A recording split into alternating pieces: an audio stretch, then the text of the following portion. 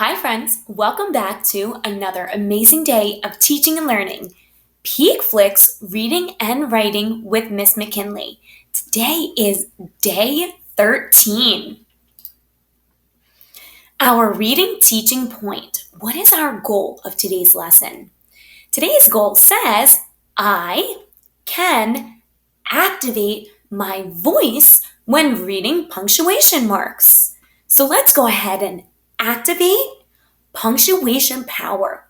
You're going to notice a difference in the way that my voice sounds as I read punctuation. Today we will look closely at the punctuation marks at the end of each sentence in our mentor text today. You can change your voice when reading punctuation marks. So here is a little punctuation chart that shows you some of the punctuation that is featured in our book today. This says punctuation. I am foretelling. This is a period. Say, hi, period. You will see a period at the end of the sentence. And when you read with a period, you're going to read smooth and normally, just like so. This is an exclamation mark. This says, I am for yelling. So with an exclamation point, I want you to think of Miss McKinley. Miss McKinley is a walking exclamation mark. She's always excited. Her voice is always showing you she's excited. She really changes her voice and she gets super excited. Or she might be cautious, like, ooh, that snake looks really, really scary. See how she changes her voice? And it makes reading a little bit more interesting. So we are going to notice an exclamation mark in our sentences. This is a question mark. This says, I am for asking. So when you see this punctuation mark at the end of the sentence, you have to change your voice to make it sound like you're asking a question. What will we be learning today? What are we doing in reading time? What are you having for lunch? What do you like to eat? Do you see that when I asked the question, my voice changed? So let's look for all the punctuation marks in our reading. Ready? Activate your punctuation power. Already on the front cover, we notice this punctuation mark that we haven't talked about yet. We're going to talk about it right now.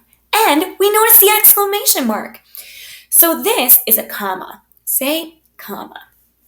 With a comma, we're just going to take a slight, quick pause. So you know when you're playing something, maybe you're watching a movie or you're playing a video game, and you just have to get up to go, into the other room for something, you need to grab something. So you're playing the video game, you're watching the movie, and all of a sudden you have to hit pause. And then you keep going. And then you pause. And then you keep going. So we can pause when we're reading. So listen to how it sounds when I pause and activate my exclamation mark at the end of the sentence. Ready? Slither, snake. Do you see how I paused in the middle of the two words? That helped me activate my punctuation power for my comma. And when I said snake, I was not like slither, snake. I was like slither, snake. I made it sound exciting. So that's what you can do when you activate your exclamation mark. You can read with expression. So on this first page, we notice an exclamation mark, which again, this is just like me when I talk. So let's go ahead and activate our exclamation mark. Slither, snake. Do you see how my voice changed? I was like, slither, snake. I made my voice change a little. And that really helped me to make reading my book a little bit more interesting. Eyelash, tree, viper. Let's see what punctuation mark is on the next page. I noticed a comma. So remember, a comma is like a quick, slight pause, and then you keep going. A rattlesnake slithers. Slither, snake. Awesome. For that one, I activated both of my punctuation powers. Western diamondback rattlesnake. Up here, we are activating our period power. That tells us to stop at the end of the sentence, and we also read that sentence smoothly and normally. So listen to how my voice does not change as I read this sentence. A king snake slithers. Slither! Snake? Did you notice the difference?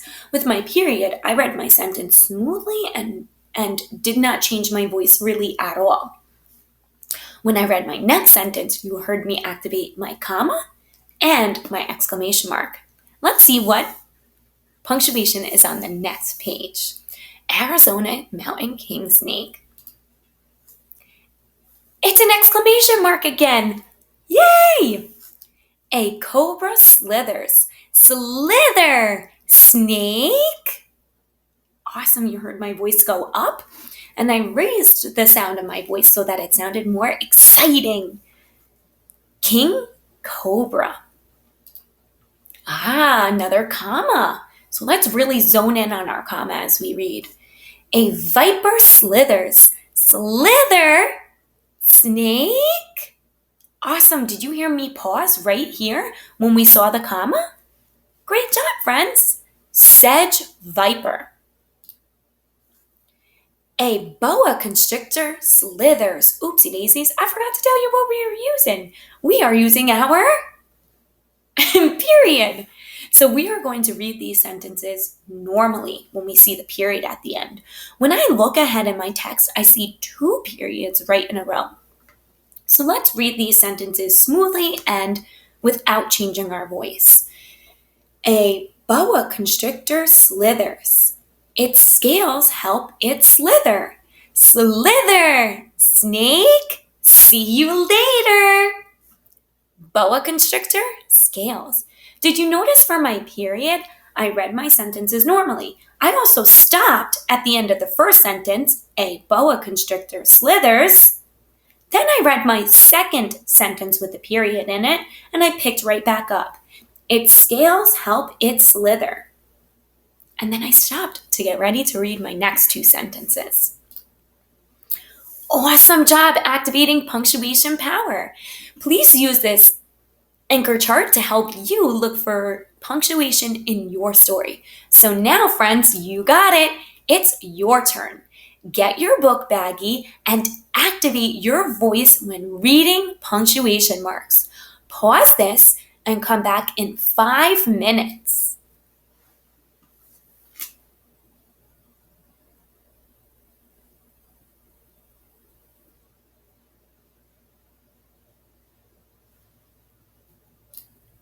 Awesome! Welcome back, everyone.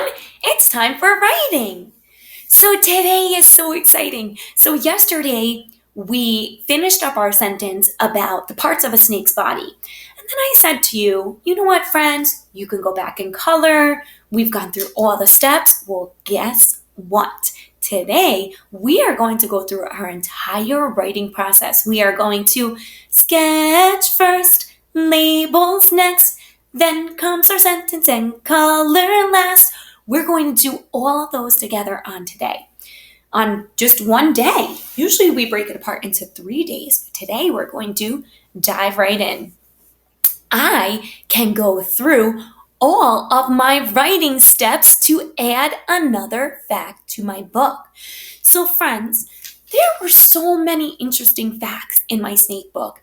It was really hard for me to just choose 3, which were, there are many different types of snakes, all snakes slither, and all snakes have a head, a tongue, scales, and a tail. So today I want to give you more. I want us to add one more fact to our teaching book.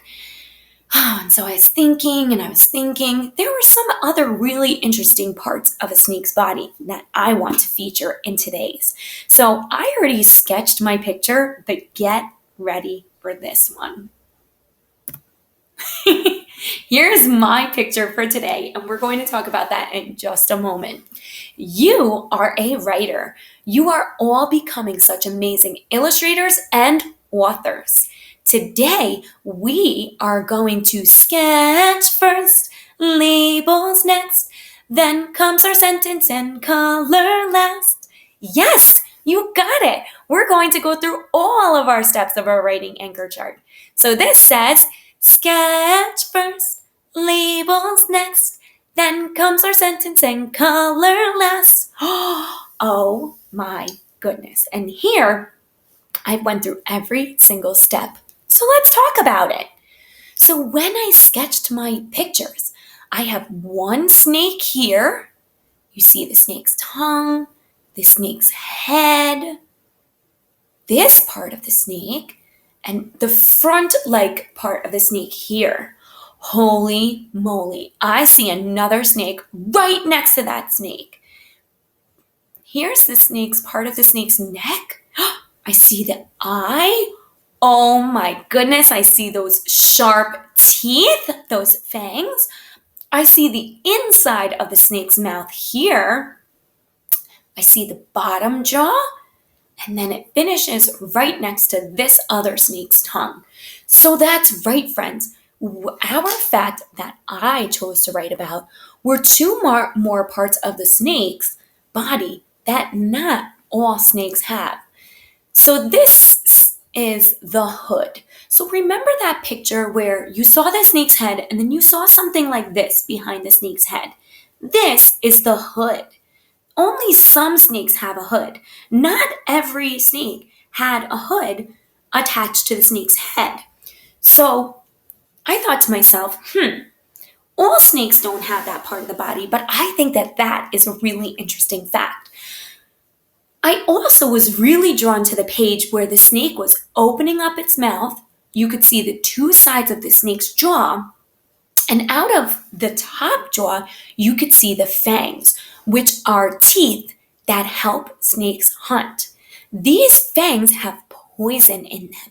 And again, not all snakes have poisonous fangs, or even have fangs at all. So I thought, that these two facts are definitely something that I want to put together on one page in my book, and I want to teach it to anybody who's reading my book all about snakes. So this says some snakes have fangs and a hood. So let's see, we sketched my picture first, check. We labeled, so let's look at the label. So here is the arrow, and it's pointing to this part of the snake's body. That part of the snake's body is the hood. Say hood. Excellent. Listen for the strong front sound and then the strong end sound. Hood. What sound do you hear when I say hood? H. Excellent. Hood. Hood. Hood. What do you hear at the end? A D. Hood is spelled H-O-O-D.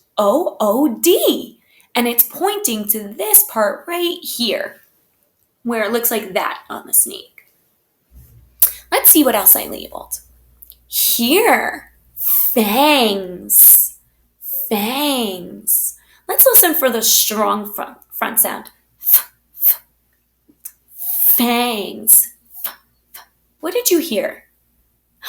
F. Excellent. Fangs. Fangs. What do you hear at the end? What strong sound? Fangs. Awesome. You heard an S at the end.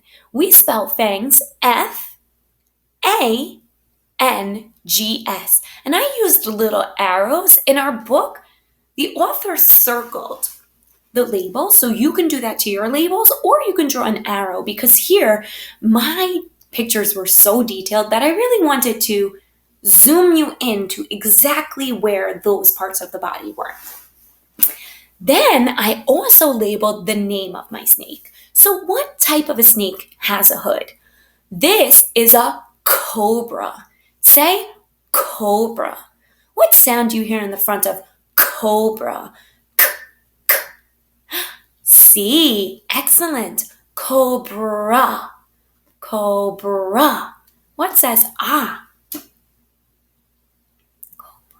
Ooh, that one's tricky. That sounds like a different sound. That's an A at the end of that sound. That sounded a little bit different than how an A normally sounds. So let's listen for a different sound. Cobra. What do you hear there? R. Excellent. So cobra, we spell cobra C-O-B-R-A. Cobra. And I pointed so that you knew the cobra is this snake, not the snake up there. Let's see what the name of this snake is that has fangs. Viper. Say viper. What sound do you hear in the front of viper? Viper. What strong sound do you hear? Viper. Did you say V? So when you come to school and I teach you all about letter V, we have V and then we have a van. And who drives a van? Either our mom, a dad, maybe our bus driver. So when we say van, we pretend like we're driving. Good, you heard the V for viper. Let's listen for the strong sound at the end. Viper. Viper. What sound says R? R. Excellent. We spell viper V-I-P-E-R.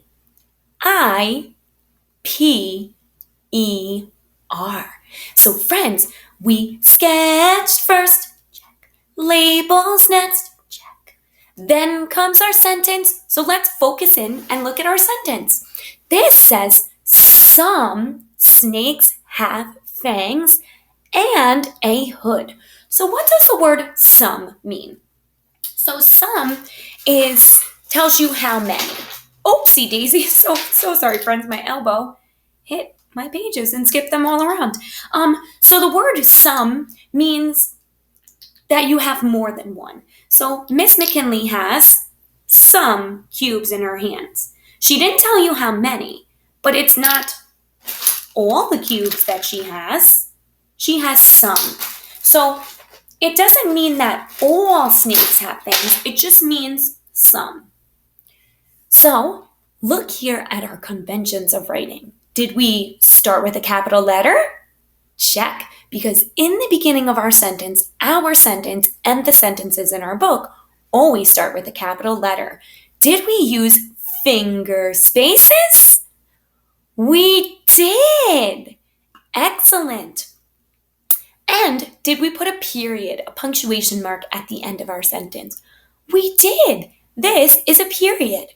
So let's read our sentence like a period, like we did in today's story. So remember, when we read with a period, we are reading smoothly across. Ready? Some snakes have fangs and a hood. Excellent. Do you see how I just read it smoothly? The period also tells us to stop at the end of the sentence, that our sentence is all done. Awesome job. So friends, we went through all of the steps of our writing, except for I don't always color when I'm working with you because I know you are all coloring experts. So I didn't feel that I needed to do the coloring. And I know that all of you at home are going to do 5-star coloring inside the lines, always your best, not leaving any white spots behind, using realistic colors, and doing the most careful job. So did we sketch first, labels next, then came our sentence and color last? Excellent. And now you got it. It's your turn. Go through all of your writing steps to add another fact to your book. Make sure you sketch first, labels next, then comes your sentence and color last. Excellent job, friends. I am so proud of you for joining me for another wonderful day of teaching and learning. I hope that you have an amazing day, and I will see you for our next Peak Flicks episode.